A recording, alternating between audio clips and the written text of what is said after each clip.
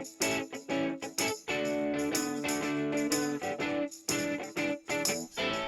there friends, Nibs again. Out here in the garage tonight doing a little bit of goofing around. Got home from work and it's almost dark already. Had to mow my leaves when I first got home, so had no time to go out and do anything else. So I wanted to get out in the garage here and do a little bit of playing around, a little bit of plinking. And one of the things I've been wanting to do is do a little bit of pellet testing with this new Beeman that I got. I'm really liking this gun. This is really very much growing on me. I did finally wear out the CO2 cylinder that I had in there. I got a lot of shots. I don't know how many. I've been like shooting it every morning. I come out here and work out every morning with my Bowflex, and I shoot targets and cans and stuff across the garage in between sets. And I've been shooting this thing for like a week and a half on that one pellet. I mean, I don't shoot it constantly, but you know, 8 or 10 shots every morning for, you know, a week or so, and it finally gave up on me this morning. So, but what I do is instead of loading, this thing will take up to 2 cartridges, and that, I don't know how long that'll last. That'll last for a long time. The first time I did it with 2 cartridges. I got a lot of shots. Don't know how many, but the way that I do this now, just so, because even 1 cartridge will last a long time. And you'll get many shots out of it. So the way you do that is I take, that's the usual. So I take a new cartridge and put that in first.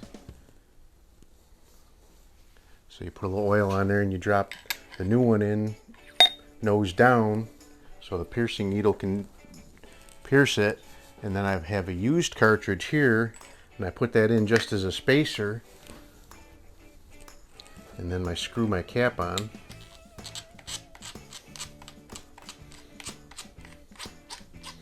And I'm guessing I probably got 50 or 60 shots off of that 1 cylinder instead of loading it with 2, because you're not supposed to leave CO2 in the guns that long anyway, so because it can corrode your mechanism and all that. So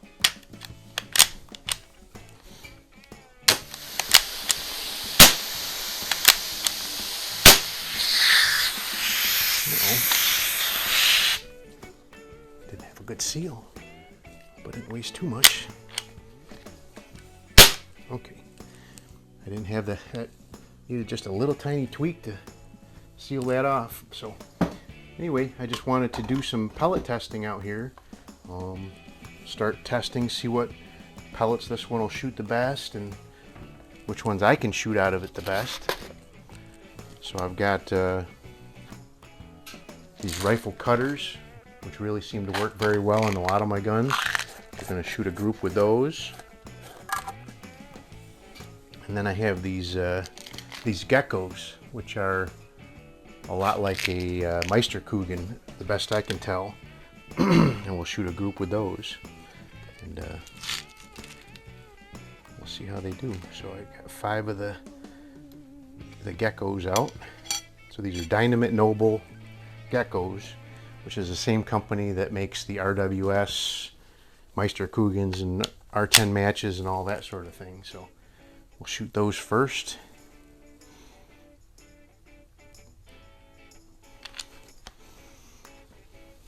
This gun is really, really nice.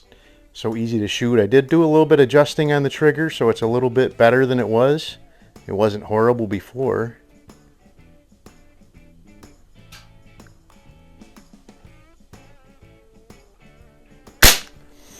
I haven't checked zero with these. I'm just more looking for the grouping.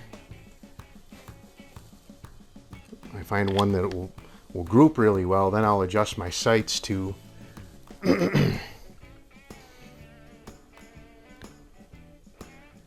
to zero that for that pellet.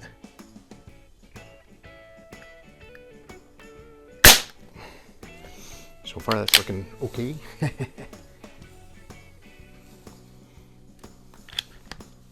know I haven't shot these pellets in this gun yet, so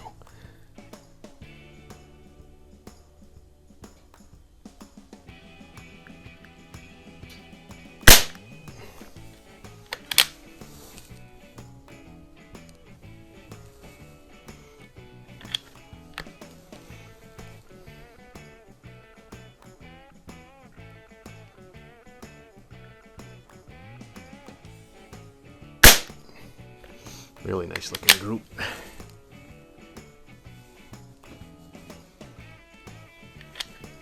Thought I had that cap screwed on as tight as it would go, but it took one more little quarter turn to get it to seal, so.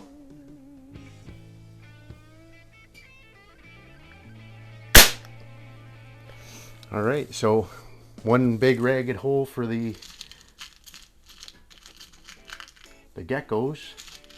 Let's see what we can do with the, I need to start looking at these pellets while I'm putting them in the gun too, because I've had a couple cases where the skirt was damaged, or at least I think the skirt was damaged on a couple of shots that I made, and really kind of had some bad flyers because of that.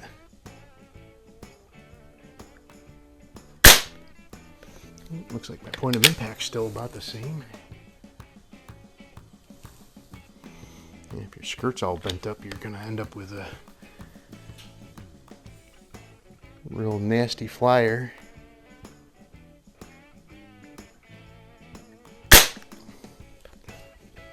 Same hole as the last one. I really do like these rifle brand pellets. If you can find them, they're not cheap in the States here. They're definitely up there with the premium priced pellets. But they shoot. Very consistent.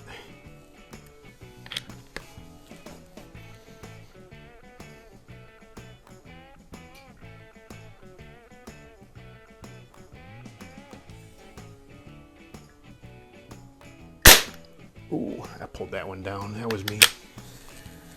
Just as I was squeezing the trigger, I drooped down a little bit. I felt it. Well, as long as I know that it was me that did it, not the gun.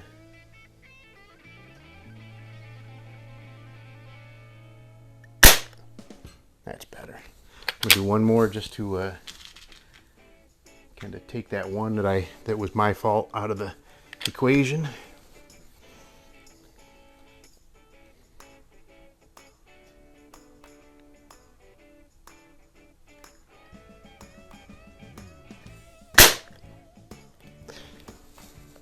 Both of those pellets do really good.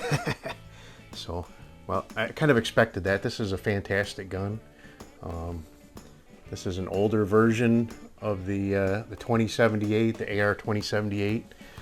This is a 2078 with no letter after the model number.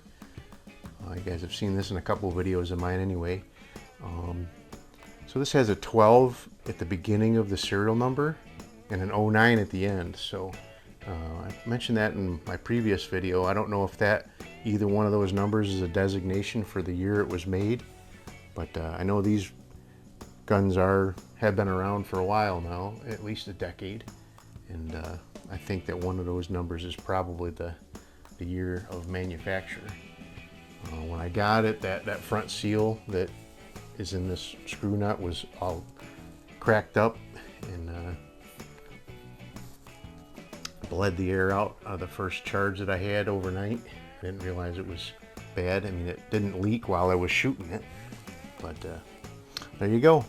A couple more pellet tests with the AR2078. Very fun gun to shoot. I did modify the trigger a little bit. Just a screw. It's just a screw that you adjust back here, and it adjusts the pull weight. I'm guessing it's probably about 1.5 pounds now. It's pretty light. Still a little bit creepy and a little gritty feeling, but I need to take this thing apart, and because it does look like the same the same trigger mechanism as like a newer 180, Crosman 180, or the 1400, and those had a couple of different adjustments in them for both trigger weight and the first stage pull and all of that sort of thing. So if it's the same setup, which it looks like, there should be some other adjustments that I can make to make it a little bit better even. So anyway, there you go. That's the little bit of fun I'm having out in the garage, testing out some pellets with the Crosman, or not Crosman, Beeman. It's a Crosman clone. That's why I had a little brain fart there. But it's a Beeman AR2078, which is just a target version of the QB78. Anyway, hope you liked the video, and we'll see you guys again next time. Have a great day.